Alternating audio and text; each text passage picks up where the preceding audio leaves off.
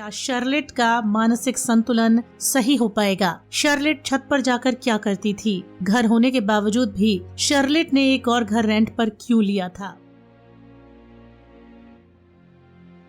Film की शुरुआत में हम देखते हैं एक शार्लेट नाम की लड़की एक फ्लैट देखने आई होती है और वो किसी को पेमेंट दे रही होती है, जिससे पता लगता है कि उसने वो फ्लैट रेंट पर ले लिया है। इसके बाद शार्लेट नहा धोकर अपने बेटे बेंजामिन को लेने के लिए जाती है और हम देखते हैं कि बेंजामिन स्विमिंग पूल में होता है, जिसके बाद वो बेंजामिन को लेकर घर वापस आ जाती है। अब हम आगे देखते हैं कि इस शार्लेट के पास अगर घर है तो उसने एक घर और रेंट पर क्यों लिया है। इसका जवाब हम आपको जल्द ही देंगे।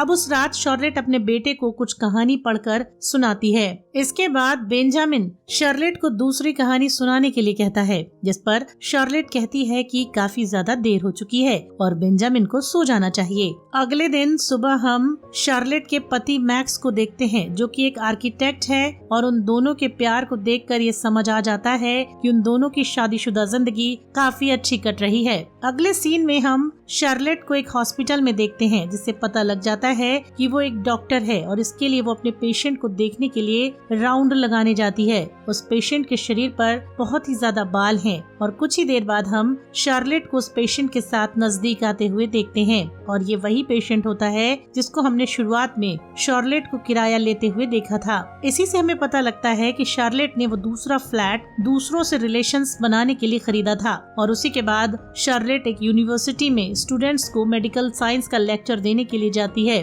और उसके बाद ये भी देखने को मिलता है कि शार्लेट जल्द ही किसी और के साथ नजदीक आती है और धीरे धीरे हमें पता चलता है कि शार्लेट हर रोज किसी नए इंसान के साथ इंटीमेट भी होती है और जिनसे भी वो इंटीमेट होती थी उनमें किसी न किसी तरह की कमी हुआ करती थी, जैसे किसी के शरीर पर बहुत ज्यादा बाल होते थे या फिर कोई बहुत मोटा होता था या फिर किसी की तो उम्र भी ज्यादा होती थी। और इसी के साथ हम ये भी देखते हैं कि शार्लेट अपने हस्बैंड के साथ में रेगुलरली इंटीमेट होती है और उसका पति उसे बहुत प्यार भी करता है। अगले दिन हम देखते हैं कि शार्लेट एक बूढ़े आदमी के साथ इंटीमेट होती है जो सही से सांस भी नहीं ले पाता है। इन्हीं सब चीजों में शार्लेट बेंजामिन की पेरेंट्स टीचर मीटिंग के बारे में भूल जाती है और जल्द ही वहाँ पहुँचती है। वहाँ पहुँचकर वो देखती है कि उसका हस्बैंड मैक्स वहाँ आया हुआ है। शाम को मैक्स शार्लेट से पूछता है क्या सब कुछ सही चल रहा है। इस पर शार्लेट कहती है कि बिल्कुल सही है और अगले दिन वो मैक्स को लेने के लिए उसकी कंस्ट्रक्शन साइट पर पहुंच जाती है, क्योंकि अभी उसकी बिल्डिंग में काम चल रहा होता है।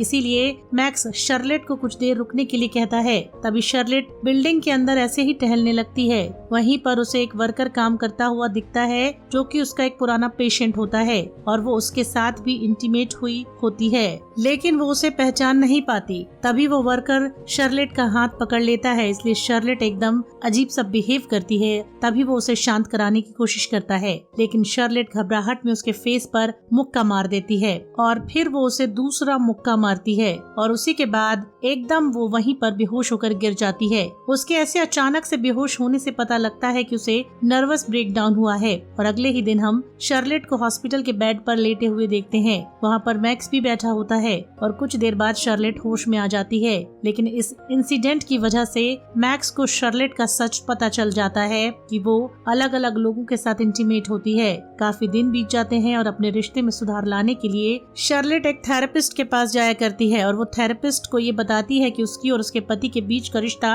अब पहले जैसा अच्छा नहीं रहा है। जिस पर थेरेपिस्ट उससे पूछती है कि जिन जिन के साथ भी शार्लेट इंटीमेट हुई है उसमें और मैक्स में क्या डिफरेंस था, जिस पर शार्लेट थेरेपिस्ट को कहती है कि उनमें कुछ खास फर्क नहीं था, बल्कि मैक्स तो शार्लेट से बहुत ज्यादा प्यार करता है। और अगले दिन मैक्स भी थेरेपिस्ट के पास आता है, क्योंकि शार्लेट और मैक्स दोनों ही अपना रिश्ता बचाना चाहते हैं। मैक्स शार्लेट से पूछता है कि उसने अपना दूसरा फ्लैट रेंट पर क्यों लिया था, जिसका जवाब शार्लेट नहीं देती। उसके बाद थेरेपिस्ट शार्लेट से पूछती है कि वो उन लोगों के साथ इंटीमेट क्यों होती थी जिन लोगों में कुछ न कुछ कमी होती थी। इसका जवाब शार्लेट ये देती है और जवाब देने से बातें और उलझ जाएंगी। इसके बाद शार्लेट वहाँ से बाहर आ जाती है और ऊपर आसमान में उड़ते एयरप्लेन को देखकर मुस्कुराने लगती है और इसी से हमें पता लगता है कि शार्लेट का मानसिक संतुलन सही नहीं है। इसके बाद हम शार्लेट को कोर्ट में देखते हैं, जहाँ कोई ऐलान करता है कि शार्लेट का इतने लोगों के साथ इंटीमेट होना और साथ ही मानसिक संतुलन ठीक न होने की वजह से उसे ब्लैक लिस्ट कर दिया जाएगा।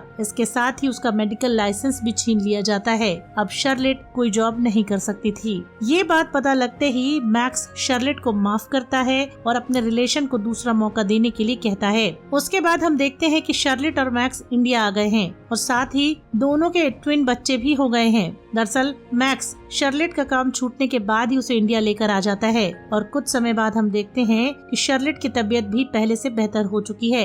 एक दिन शार्लेट मैक्स की कंस्ट्रक्शन साइट पर आती है और तभी मैक्स शार्लेट को एक वर्कर से बात करते हुए देखता है और उसे शक होता है कि कहीं शार्लेट ने वही पुराना काम फिर से तो शुरू नहीं कर दिया, लेकिन फिर वो शार्लेट को कुछ नहीं कहता। उसके बाद हम देखते हैं कि शार्लेट मार्केट से अपने लिए साड़ी खरीद कर लाती है और घर पर लाकर उसकी ड्रेस बनाती है, क्योंकि जॉब छूटने के बाद से वो घर पर ही बैठी बोर होती है। उसके बाद शार्लेट फिर से मैक्स की कंस्ट्रक्शन साइट पर जाती है और देखती है कि वहाँ का काम काफी हद तक पूरा हो चुका है और वहाँ पर मैक्स या कोई और वर्कर नहीं है। वहाँ सिर्फ एक वॉचमैन होता है जो शार्लेट को बताता है कि बिल्डिंग का काम पूरा हो चुका है, इसलिए वहाँ कोई नहीं है। इसके बाद शार्लेट वॉचमैन से बिल्डिंग में जाने की परमिशन लेती है। वॉचमैन भी उसे बिल्डिंग में जाने की परमिशन देता है। उसी के बाद शार्लेट बिल्डिंग की छत पर जाती है और वहाँ आकर उसे काफी अच्छा लगता है। उसी के बाद मैक्स घर पर आ जाता है और शार्लेट को घर पर ना पाकर वो अपनी नौकरानी शांति से शार्लेट के बारे में पूछता है, जिस पर शांति बताती है कि वो कहीं बाहर गई है और वो हर रोज इसी समय घर से बाहर जाती है।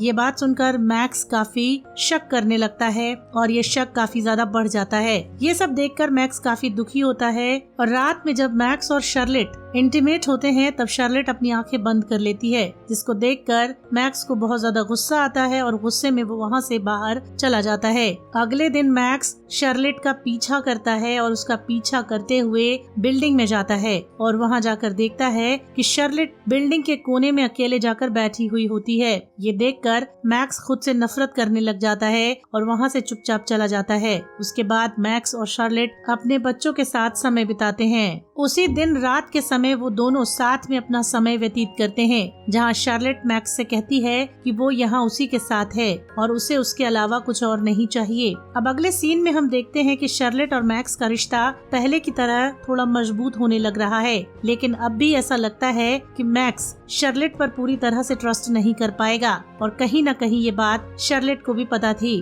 कहीं न कहीं शार्लेट की मानसिक स्थिति को देखते हुए लगता था कि वो दूसरों के साथ इसके लिए इंटीमेट हुआ करती थी और मैक्स को ये सब पता लगने के बाद वो अपनी वाइफ पर कभी भी 100% ट्रस्ट नहीं कर पाएगा। और क्योंकि ये बात शार्लेट को कहीं न कहीं ज्यादा खाती थी, इसीलिए वो खुले आसमान के नीचे जाकर बैठती थी, जिससे उसको काफी सुकून मिलता था। ये भी शार्लेट की कोई रैंडम हरकत ही है, लेकिन सब कुछ होने के बावजूद मैक्स ने शार्लेट का साथ नहीं छोड़ा, क्योंकि वो एक बहुत ही ज्यादा अच्छा आदमी था। और टाइटल के अनुसार ये सारी बातें काफी ज्यादा क्लियर होती हैं कि किसी भी लिक्विड में एटमॉस के मूवमेंट को ही ब्राउनियन मोशन कहा जाता है और इसीलिए हम कहानी का नाम ब्राउनियन मोमेंट रखते हैं और ये कहानी यहीं पर खत्म हो जाती है।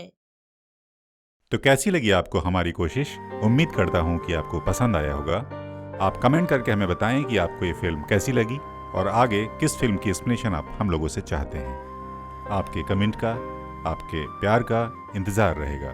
जल्दी ही मिलते हैं अगली वीडियो के साथ में। और हाँ, अगर चैनल को सब्सक्राइब नहीं किया है अभी तक तो जरूर कर लें। इसी विनम्र निवेदन के साथ आपसे लेता हूँ विदा और जल्दी मिलते हैं।